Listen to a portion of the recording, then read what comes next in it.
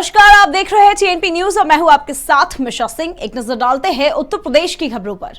मध्य क्षेत्रीय परिषद की 23वीं बैठक में गृह मंत्री अमित शाह ने भाग लिया और इस दौरान उन्होंने सीएम योगी आदित्यनाथ की प्रशंसा की। उन्होंने कहा कि सीएम योगी ने प्रदेश में कानून व्यवस्था को लंबे अरसे के बाद लागू करने का काम किया है। पूरी मशीनरी का अराजनीतिकरण कर बहुत अच्छे से संभाला है। प्रदेश ने वर्षों से रुकी सिंचाई की परियोजनाओं को पूरा किया और नई योजनाओं को शुरू किया है।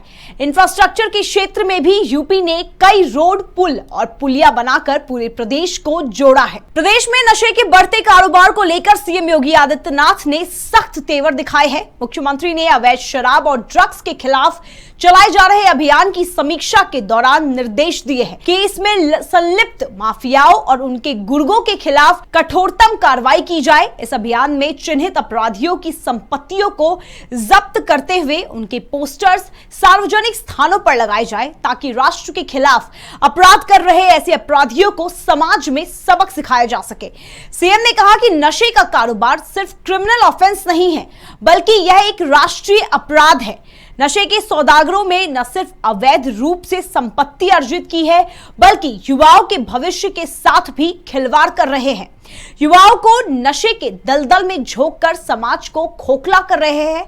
ऐसे माफियाओं के खिलाफ सख्त कार्रवाई जरूरी है। प्रदेश में सौर ऊर्जा को विकसित करने की योजना पर काम शुरू कर दिया गया है। सीएम योगी ने प्रदेश की ऊर्जा जरूरतों को पूरा करने के लिए नई नीति पर जोर दिया है। सौर ऊर्जा विकल्पों पर जोर देते हुए सीएम योगी ने नई सौर ऊर्जा नीति तैयार करने के निर्देश दिए गए हैं। योगी सरकार इन विकल्पों का उपयोग करते हुए प्रदेश की आय को बढ़ाने की कोशिश में है। बता दें कि अभी प्रदेश की ऊर्जा जरूरतों को ताप विद्युत घरों से पूरा किया जाता है। ऐसे में अगर सोलर एनर्जी पर जोर दिया गया तो फिर प्रदेश स्तर पर बड़ी राशि की कोयला की खरीद से बचाया जा सकता है। योगी सरकार ने अगले 5 सालों में 22,000 मेगावाट सोलर एनर्जी उत्पादन का लक्ष्य तय किया है। बिजनेस में खुद को अव्वल साबित कर चुके सीएम योगी ने अब नए टारगेट की तरफ कदम बढ़ा दिए हैं। सीएम योगी 10 लाख करोड़ रुपए का निवेश लाने की मुहिम में जुट गए हैं। इसके लिए योगी सरकार अगले वर्ष ग्लोबल इन्वेस्टर्स समिट का आयोजन कर रही है। इस समिट की शुरुआत प्रधानमंत्री नरेंद्र मोदी करेंगे। 3 दिन होने वाली समिट में देश और विदेश के बड़े औद्योगिक घरानों के मुखिया हिस्सा लेंगे। सरकार ने ग्लोबल इन्वेस्टर्स समिट में देश और विदेश के बड़े उद्योगपतियों को लाने के लिए मास्टर प्लान तैयार किया है। इसके लिए प्रदेश का इंडस्ट्री विभाग सितंबर से 17 देशों में रोड शो की शुरुआत करेगा। इसके लिए इंडस्ट्री विभाग के आला अफसरों ने इन रोड शो की तैयारियां भी शुरू कर दी है। बताया जा रहा है कि विदेश में होने वाले रोड शो की शुरुआत दुबई से की जाएगी। इसके अलावा UK, Netherlands, Germany, France, Japan, Singapore, south Korea, Israel, Australia, UAE, America, Canada, Thailand, Belgium, Sweden और रूस में भी रोड शो का आयोजन किया जाएगा। आजमगढ़ में जहरीली शराब कांड समेत कई अन्य मामलों में निरुद्ध सपा विधायक रमाकांत यादव से पार्टी अध्यक्ष अखिलेश यादव ने मुलाकात की। इस दौरान अखिलेश यादव ने बीजेपी सरकार पर जमकर भड़ास निकाली। उन्होंने कहा कि राज्य सरकार चुन चुनकर सपा नेताओं पर फर्जी मुकदमे दर्ज कर जेल भेजने का काम कर रही है। विधायक रमाकांत यादव को गलत मामलों में फंसाया गया। उनके ऊपर पुराने मामले थे, इसमें उनको जमानत मिली थी, लेकिन उनको नए मामलों में फंसा दिया गया। बीजेपी सरकार की यही साजिश विपक्षी नेताओं के साथ प्रदेश से लेकर देश में चल रही है। सीबीआई, ईडी और पुलिस का गलत इस्तेमाल किया जा रहा है। विपक्षियों के मनोबल को तोड़ने की साजिश की जा रही है। उन्होंने कहा कि यह सब साजिश वर्ष 2024 के लोकसभा चुनाव को लेकर की जा रही है। विधायक रमाकांत यादव पूर्व सांसद उनसे मिलने आए। बहुत पुराने मामले में 20 साल से ज्यादा हो चुका है। इतने पुराने मामले में जानबूझ करके सरकार के इशारे पे उन्हें जेल भेजा गया और लगातार उनके ऊपर झूठे मुकदमे सरकार के इशारे पे लगाए जा रहे हैं और सरकार ये चाहती है कि वो जेल से ना निकलें। देश में जो दिखाई दे रहा है, पता नहीं भारतीय जनता पार्टी क्यों 2024 की अभी से तैयारी कर रही है। ये विपक्ष के लोगों पे झूठे मुकदमे लगाना, उनके ऊपर प्रशासन से गलत कार्रवाई कराना, ये 2024 की तैयारी कर रहे हैं।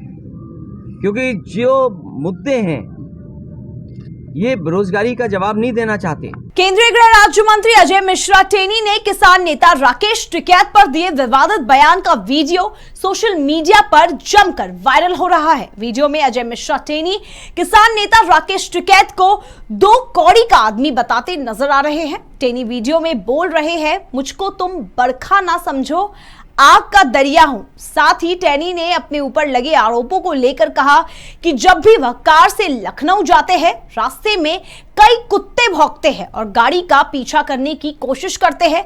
हालांकि उनका ध्यान केवल लक्ष्य पर होता है। टेनी ने कहा कि यह उनका स्वभाव है जिसे बदला नहीं जा सकता। वह अपने स्वभाव के अनुरूप व्यवहार करते हैं। और मैं यही कहूंगा कि आप इसी तरह से हमको ताकत देते रहिए। कोई ताकत आपको निराश नहीं होने देगी, हताश नहीं होने देगी।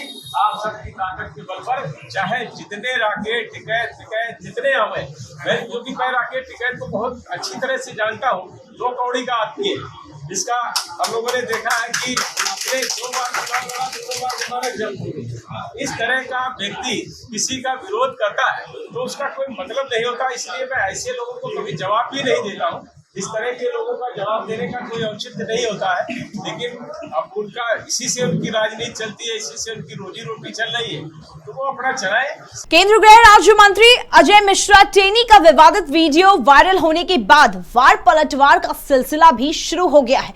विवादित बयान वाले वीडियो पर किसान नेता राकेश टिकैत ने निशाना साधते हुए कहा कि हम तो छोटे आदमी हैं, उसका लड़का 1 साल से जेल में बंद है, गुस्सा तो आएगा ही। आगे टिकैत ने कहा कि विवादित बयानों पर हमें नहीं जाना है, हम धरती से जुड़े आदमी हैं और धरती पर रहकर काम करेंगे। अरे आदमी को भाई गुस्सा था भाई है, उसका लड़का 1 साल ने जेल में बंद है, उनके घर में भी राइड हो रही कि इन्हीं बयानों के कारण लड़का जेल में बंद है।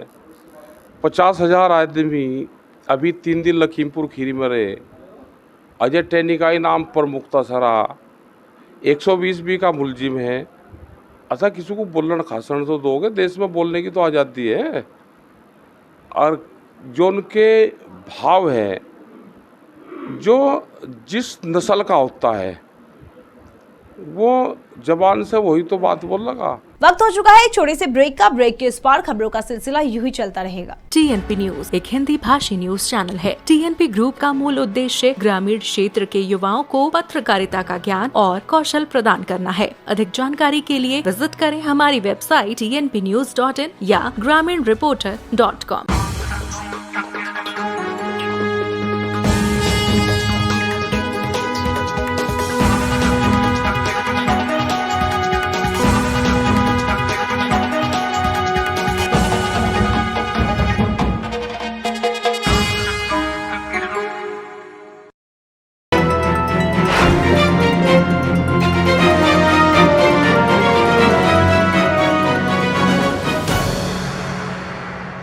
स्वागत है आप सभी का। ब्रेक के बाद नजर डालते हैं आगे की खबरों पर।